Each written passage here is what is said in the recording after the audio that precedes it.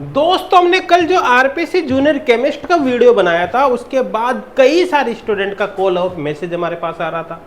हर student का लगभग एक ही सवाल था कि सर जूनियर केमिस्ट के हम प्रिपरेशन कैसे स्टार्ट करें, किन बातों का यहाँ पर हमको ध्यान रखना चाहिए।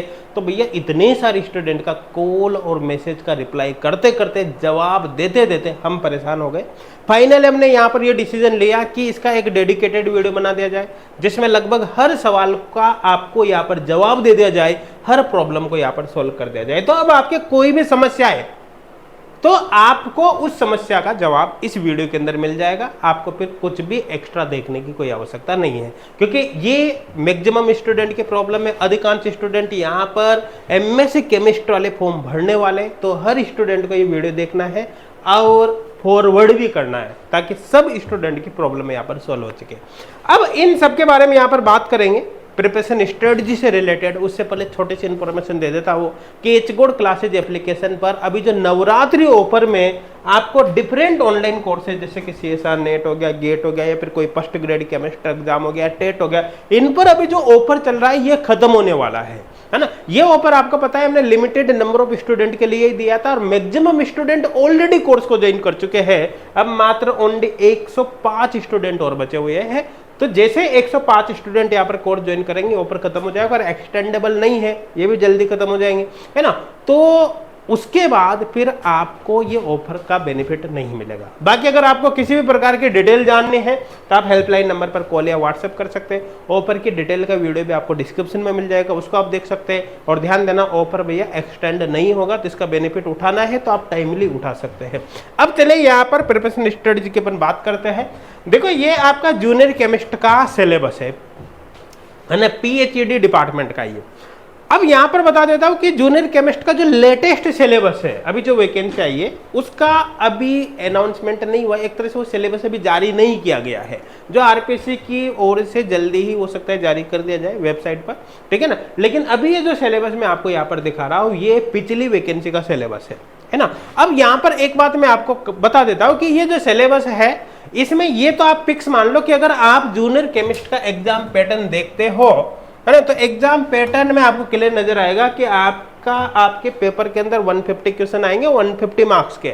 उनमें से 110 नंबर का आपकी केमिस्ट्री आनी है, मतलब मैक्सिमम जो पार्ट होगा ना वो केमिस्ट्री का होगा, और 40 नंबर के होगे ना वो जनरल नॉलेज होगी, मतलब राजस्थान जीके होगी, जाहिर सी बात है ना।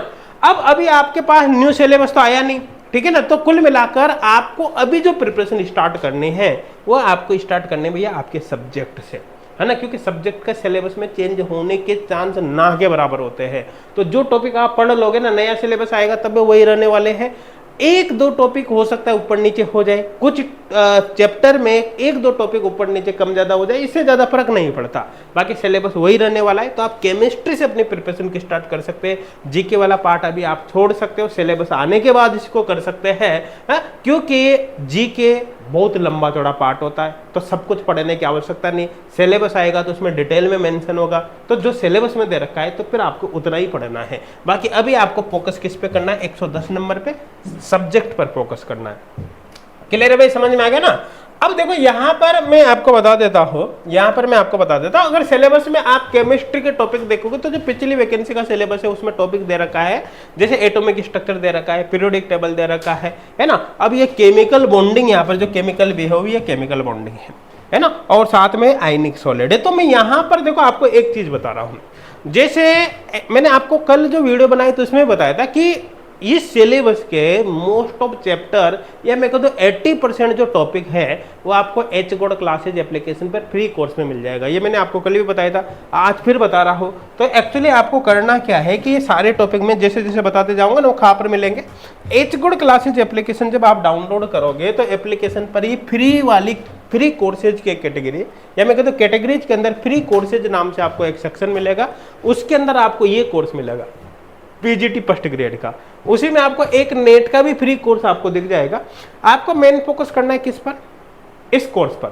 तो आपको ये जो टॉपिक है जो मैंने यहां पर बताया अभी आपको, ये वाले देख सकते हैं आप, एटॉमिक स्ट्रक्चर हो चाहे पीरियोडिक टेबल हो या फिर केमिकल बिहेव जो है वो एक्चुअली उसमें केमिकल बॉन्डिंग नाम से मिलेगा।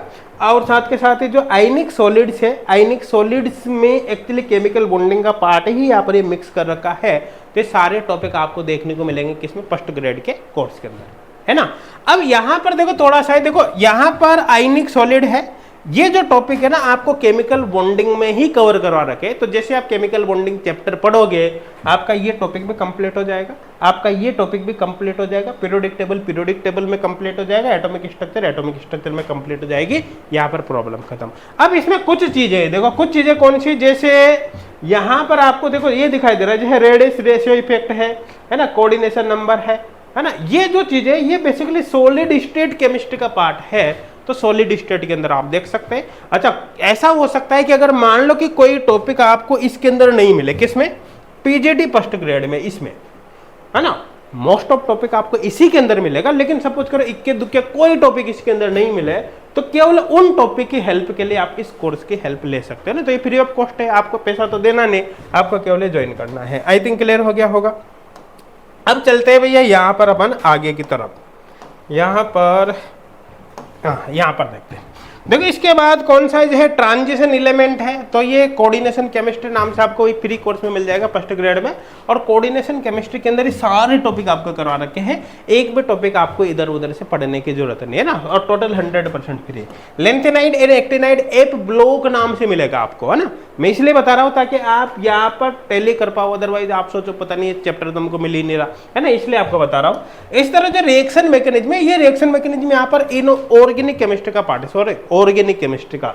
तो यहाँ पर ये जो पार्ट दे रखा है रिएक्टिव इंटरमीडिएट, चाहे कार्बोकेटाइन, कार्बेनाइन, फिर रेडिकल है, कार्बिन है ना, एरिन मतलब बेंजाइन हो गया, नाइट्रिन हो गया, ये सब के सब आपको रिएक्टिव इंटरमीडिएट मतलब रिएक्शन मैकेनिज्म के अंदर ही मिल जाएगा फर्स्ट ग्रेड में ऑर्गेनिक केमिस्ट्री में। आई थिंक समझ में आ गया होगा। इसी तरह ऑर्गेनिक केमिस्ट्री में यहाँ पर ये रिएक्शन मैकेनिज्म वाला पार्ट दे रखा है, ये भी आपको ऑर्गेनिक केमिस्ट्री में मिलेगा फर्स्ट ग्रेड के अंदर। क्लियर है। अब यहाँ पर एक चीज समझना, ध्यान से समझने की कोशिश करना। यहाँ पर क्या है कि देखो preparation, reaction and structure of following. तो यहाँ पर देखो, यहाँ पर दे रखा है जैसे एसिड हो गया, acid, formic acid, acetic acid, oxalic acid वगैरह ये। इसी तरह से यहाँ पर एल्कोहल, फिनॉल हो गया, है ना। यहाँ पर देखो ये कार्बोहाइड्रेट है, ये नाइट्रो कंपाउंड है ना। यहाँ पर अमीन्स दे रखा है, यहाँ पर हेट्रोसाइक्लिक, यहाँ पर बायोमोलिक्यूल्स, यहाँ पर एल्डिहाइड कीटोन। अब देखो ये जो पार्ट है ना, ये पार्ट, ये आप जब फ्री कोर्स के अंदर देखोगे फर्स्ट ग्रेड में तो आपको डिक्टो नहीं मिलेगा, मतलब ऐसे ढूंढोगे तो आपको नहीं मिल पाएगा। तो आपको कुछ भी करने की आवश्यकता नहीं। देखो जो ऑर्गेनिक केमिस्ट्री करवा रखी फर्स्ट ग्रेड में, उसमें आपको टॉपिक ऐसे मिलेंगे, मैं आपको बता देता हूँ। जैसे उसमें पहले जर्नल ऑर्गेनिक केमिस्ट्री मिलेगा, उसके बाद आपको उसमें स्टीरियो केमिस्ट्री मतलब आइसोमेरिज्म मिल जाएगा, है ना। उसके बाद उसी के अंदर आपको रिएक्शन मैकेनिज्म मिल जाएगी, और उसी के अंदर एक टॉपिक मिलेगा, यहाँ पर अपन बात कर सकते हैं फंक्शनल ग्रुप इंटर कन्वर्जन नाम से।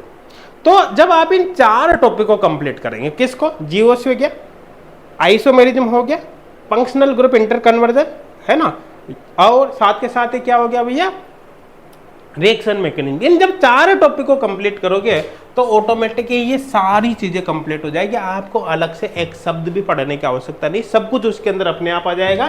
तो आपको इनको अलग से ढूंढने की जरूरत ही नहीं। अच्छा, इसमें कुछ टॉपिक अलग से जैसे कार्बोहाइड्रेट्स वगैरह दे रखा है ना, तो ये एक्चुअली बायोमोलिक्यूल्स का पार्ट है, और बायोमोलिक्यूल्स यहाँ भी दे रखा है। तो आप कंफ्यूज मत होना, एक तरह से बायोमोलिक्यूल जैसे कवर करोगे तो ऑटोमेटिक इसके अंदर कवर हो जाएगा।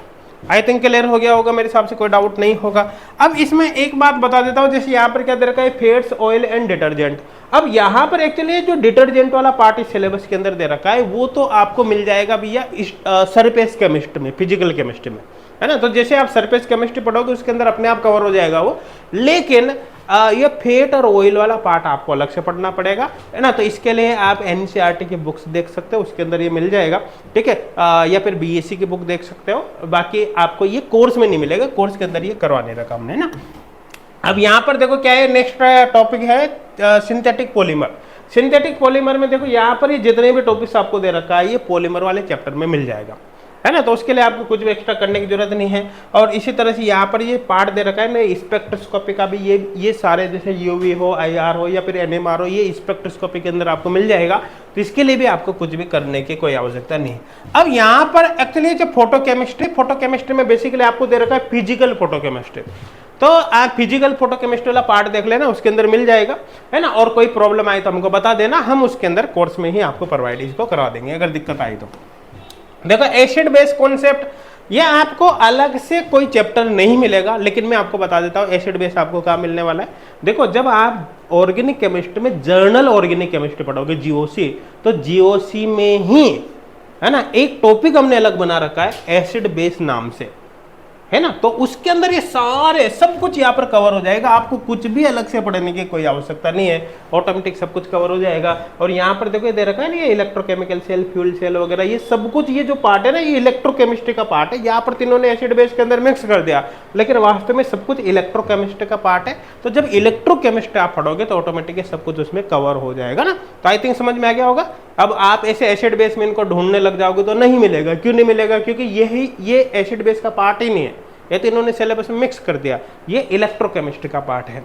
अब यहाँ पर इसी तरह से अपन जैसे बात करें भैया केमिकल काइनेटिक्स की, तो केमिकल काइनेटिक्स पूरा चैप्टर आपको फिजिकल केमिस्ट्री में मिलेगा, वही फर्स्ट ग्रेड में, तो उससे आप कवर कर लेना, है ना। जो केमिकल थर्मोडायनेमिक्स है, थर्मोडायनेमिक्स भी आपको उसी के अंदर मिल जाएगा, तो कोई दिक्कत वाली बात है ही नहीं। और इसी तरह से यहाँ पर हम न्यूक्लियर केमिस्ट्री की बात कर सकते हैं, न्यूक्लियर केमिस्ट्री आपको मिल जाएगा, तो कोई दिक्कत है ही नहीं उसमें, ठीक है ना। अब स्टीरियो केमिस्ट्री तो मैंने बताया था ना, जब ऑर्गेनिक केमिस्ट्री आप पढ़ोगे तो ऑर्गेनिक केमिस्ट्री में पहला जीओसी है, जीओसी के बाद आइसोमेरिज्म है, तो आइसोमेरिज्म के अंदर ये स्टीरियोकेमिस्ट्री ऑटोमेटिक कवर हो जाएगी, तो आपको घबराने की कोई आवश्यकता नहीं है। अब यहां पर एक चीज है एरर्स एंड ना इवोल्यूशंस। तो ये जो टॉपिक है भैया, ये टॉपिक बेसिकली डाटा एनालिसिस से रिलेटेड है।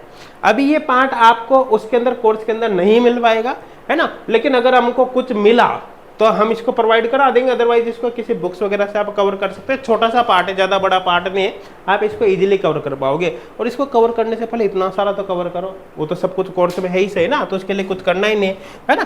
क्रोमेटोग्राफी है ना, तो क्रोमेटोग्राफी आप अलग से कर सकते हो, तो ये एनसीईआरटी की बुक्स में ही आपको मिल जाएगा, ये जितना पार्ट दे रखा है, तो इसके लिए आपको कुछ करने की जरूरत नहीं है।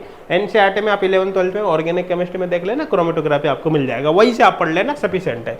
इसी तरह से जो वाटर एनालिसिस है ना, ये आपको ये जो बेसिक है यहाँ पर COD BOD वगैरह, ये सारा एनसीईआरटी के अंदर एनवायरमेंटल केमिस्ट्री में आपको मिल जाएगा। थोड़ा सा डीपली आपको पढ़ना है तो फिर बीएससी की बुक से आप इसको कवर कर सकते हैं। आई थिंक क्लियर हो गया होगा। अब यहाँ पर देखो ये जो 20वें नंबर का चैप्टर है, ये आपको बिल्कुल भी नहीं पढ़ना, क्योंकि ये actually general knowledge of computer hardware है। और आपका जो अभी लेटेस्ट जो मैंने एग्जाम पैटर्न यहाँ पर बताया है, उसमें आपको यहाँ पर क्या दे रखा है भैया कि 110 नंबर के तो केमिस्ट्री है ना, और साथ में क्या दे रखा है जीके ऑफ राजस्थान। इसका मतलब कंप्यूटर रिलेटेड क्वेश्चन नहीं आएंगे, क्योंकि ये सिलेबस मैंने शुरू से बताया कि पहले का सिलेबस है, अभी करंट सिलेबस नहीं है। तो न्यू सिलेबस आएगा तो उसमें पक्का इस टॉपिक को हटा दिया जाएगा, क्योंकि अभी एग्जाम पैटर्न के अंदर ही इंक्लूड नहीं किया है ना। तो सबसे बेस्ट तरीका क्या होगा कि आप केमिस्ट्री से स्टार्ट करो, क्योंकि इनमें कुछ भी चेंज नहीं होगा, ये मान के चलना। हल्का फुल्का चेंज होगा तो 1-2 टॉपिक हो सकता है इधर उधर कर दे, है ना, कम ज्यादा कर दे, बाकी कोई चेंज नहीं होगा, एज इट इज रहेगा। तो आप इसी से शुरू करो, सबसे बेस्ट है।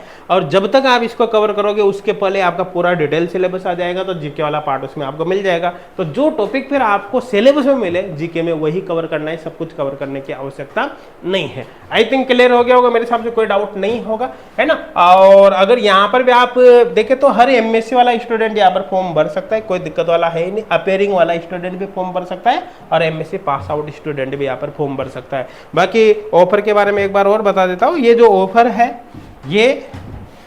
ये खत्म होने वाला है भैया। 105 स्टूडेंट और बचे, तो जैसे 105 स्टूडेंट कोर्स ज्वाइन करेंगे उसके बाद ऑफर खत्म हो जाएगा। और ध्यान देना, जूनियर केमिस्ट का कोई कोर्स हमारे पास पेड अवेलेबल नहीं है, जूनियर केमिस्ट का केवल फ्री कोर्स अवेलेबल है। ये जो पेड कोर्स है वो नेट के, गेट के और फर्स्ट ग्रेड केमिस्ट्री और फिर टेट एग्जाम के। आई थिंक समझ में आ गया होगा, किसी को अब कोई डाउट नहीं होगा। Thank you.